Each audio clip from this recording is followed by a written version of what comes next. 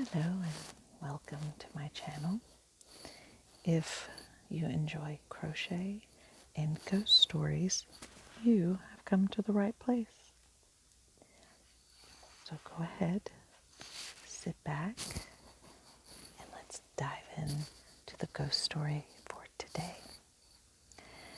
The Ghostly Ladies and Lords of Great Britain. Anne Boleyn. Shortly before World War II, a British music hall comedian sang a song about Anne Boleyn's ghost walking through the Tower of London with her head tucked underneath her arm. But a phantom such as Anne is hardly a subject to jest about, and does haunt a site near Wakefield Tower in the historic Tower of London. It has been said that her unhappy shade manifests wearing the replica of the fur-trimmed robe of grey damask, crimson petticoat, white collar, and black hood she wore to her execution on May 19th, 1536. Anne not only haunts the Tower of London, but also Hever Castle, her old home in Kent, and Boleyn Hall in Cheshire. Not many years ago, one of the guards at the Tower of London reported to an officer that there was a strange light in the old chapel of St. Peter ad Vincula, and that it had been seen before. On each occasion, the building was known to be locked and empty. The officer obtained a ladder that he propped up near one of the high windows to peer into the chapel, and he was amazed to see a procession of men and women radiating a luminous glow. Among the figures was a woman who resembled the old paintings that he had seen of Anne Boleyn. The officer watched the ghostly scene for several minutes before it suddenly vanished. Henry VIII.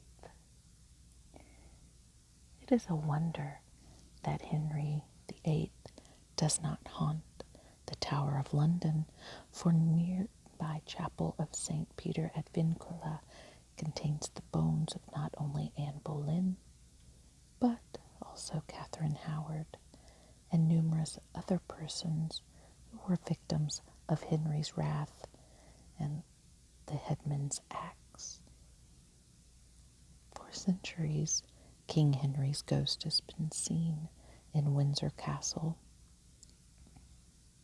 Witnesses claim that his spirit can often be heard groaning and dragging the ulcerated leg that tormented him in his later years. Catherine Howard. The ghost of Catherine Howard, another of Henry's unlucky wives, is associated with Hampton Court Palace. While a prisoner in the palace, she managed to escape from her room on November 5th, 1541. She ran down a gallery that gave access to the king's private chapel, where her lord and master was at his devotions. She hoped to plead with him to spare her life, but as soon as she had reached the door of the chapel, she was dragged back by the guards. After her death at the block, her phantom was said to haunt the gallery.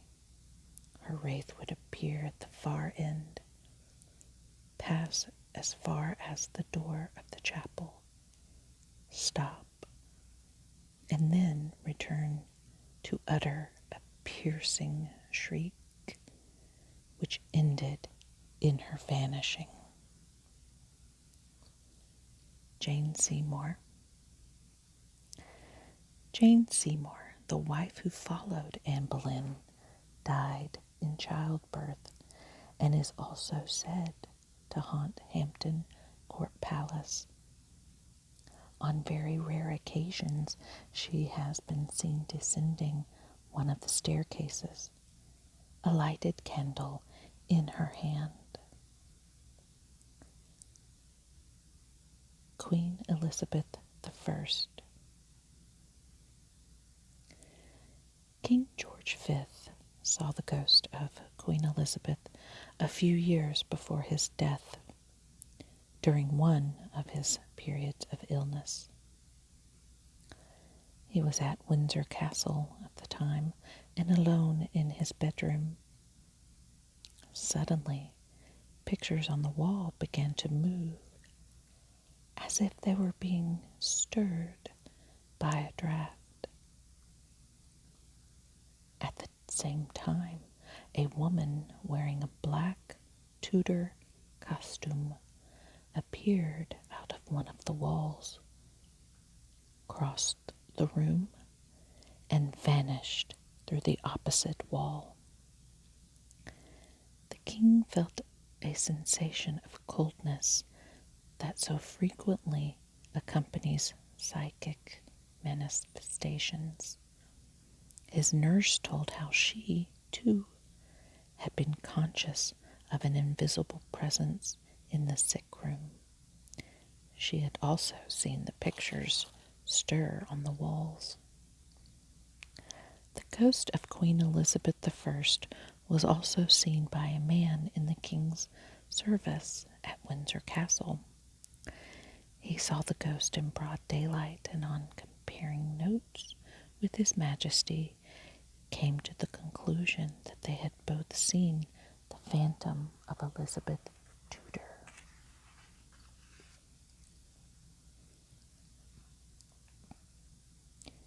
The Brown Lady of Raintham Hall.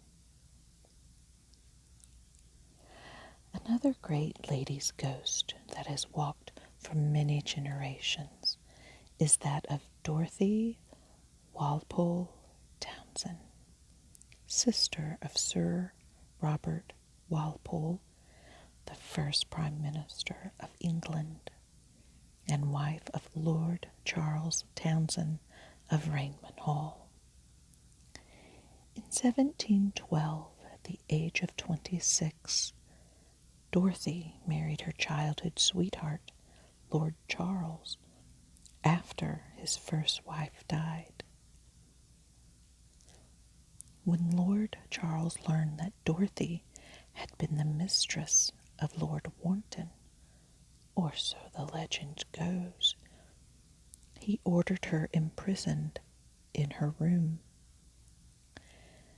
Various stories say Dorothy died of a broken heart, a fall down the stairs, or of smallpox.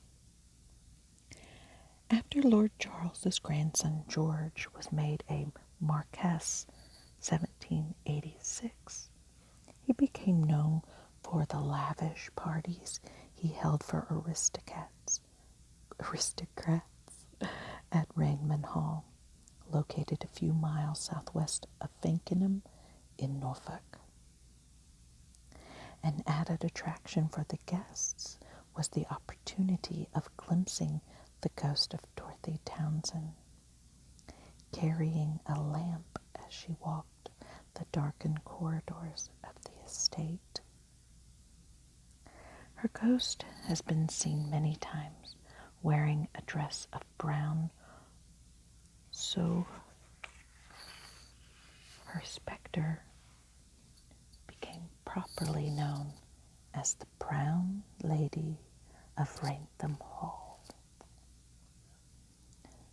When George IV visited Raintham in the early 19th century, he was awakened as he slept in the state bedroom by a pale woman dressed in brown. The ghost so frightened him that he vowed to never again return to Rantham.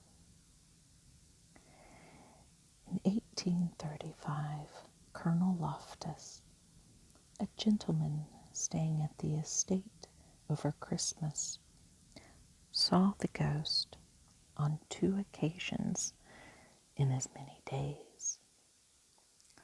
On the night of his second encounter, she was on the staircase, carrying a lamp.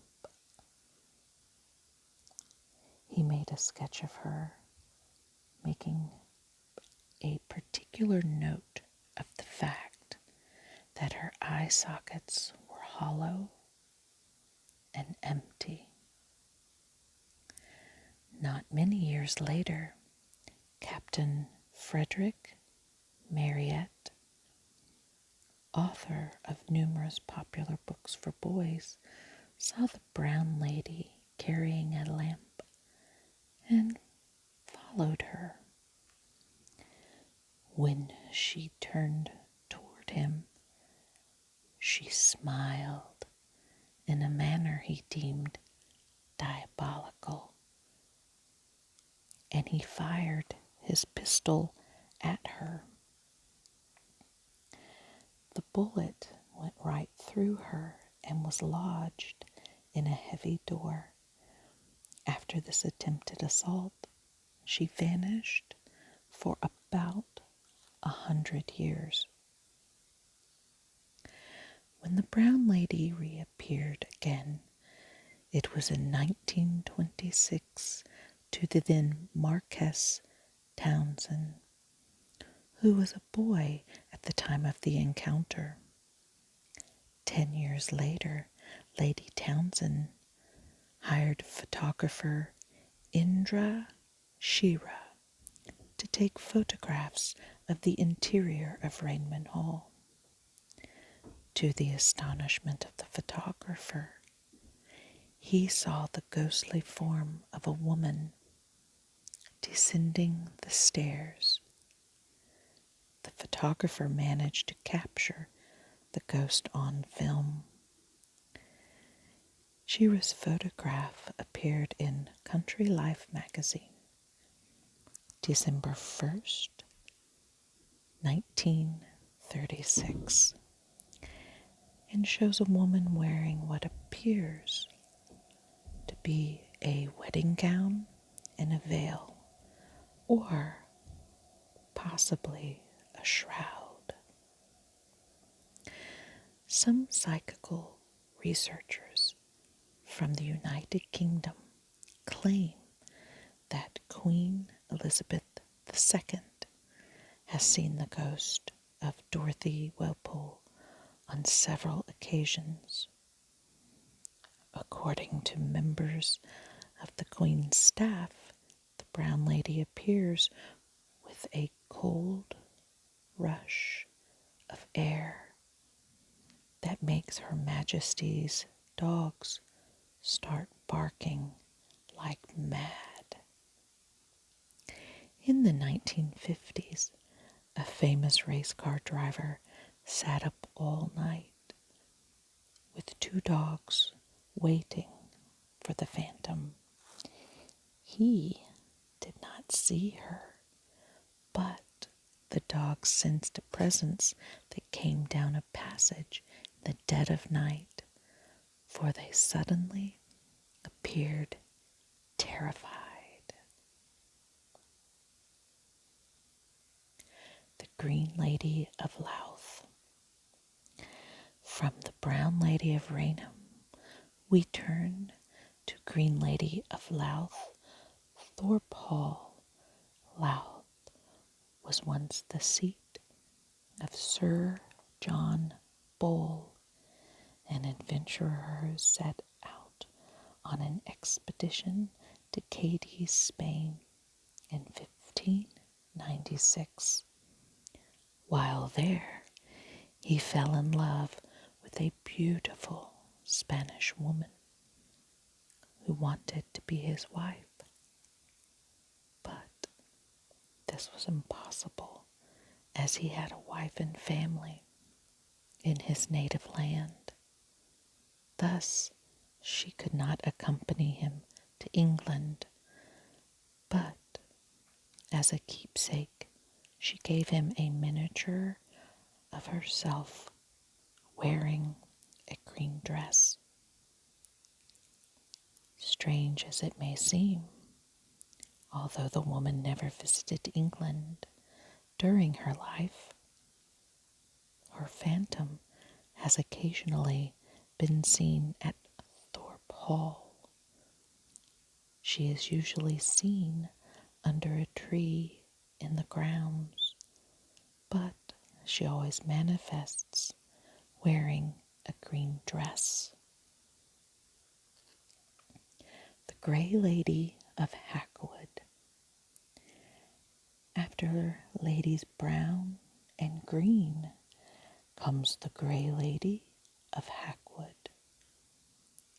In the 1860s, a certain legal gentleman who was hard-headed and not easily deceived saw the Grey Lady appear out of a wall in the bedroom he occupied as a guest at Hackwood Hall, near Basingstoke in Hampshire. At first, he suspected trickery, but on investigation, a hoax was ruled out after the Grey Lady appeared twice in one night. In the morning, he resolved to say nothing to his fellow guests, but on his arrival at the breakfast table, they excitedly asked him if he had noticed the shadowy gray form that had followed him up the staircase the previous night.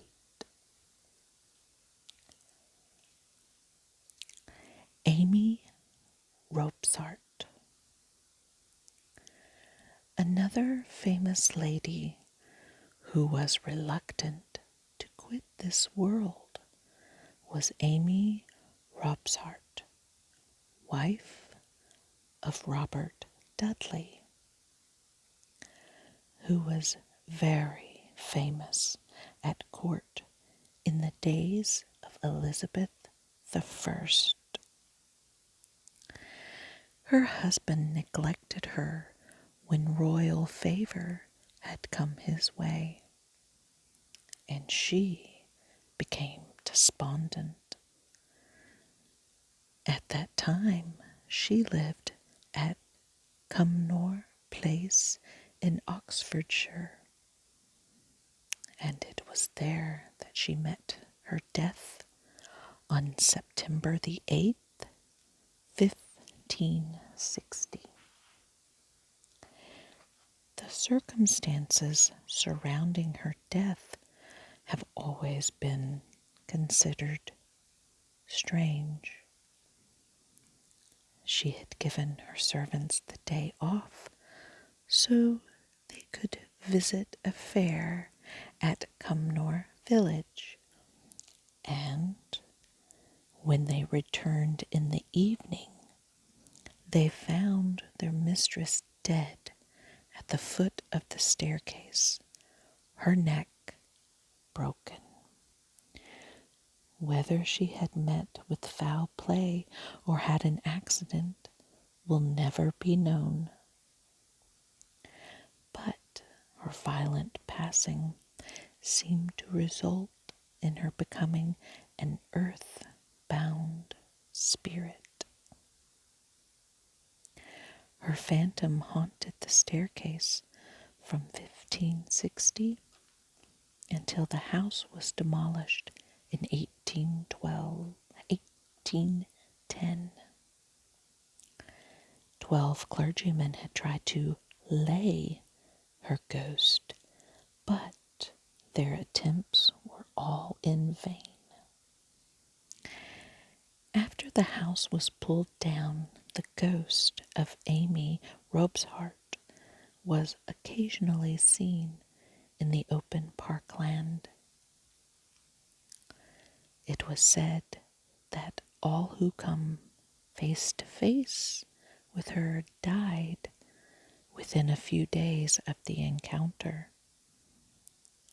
Legend says that Amy's ghost appeared to her husband, and during her visit to him, she told him that he would shortly die. This proved correct, for 11 days later, he was dead.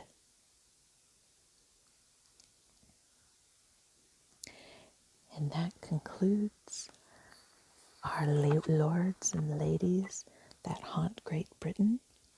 If you have a story you want to hear, place it in the comments below. Don't forget to subscribe and hit the notification bell.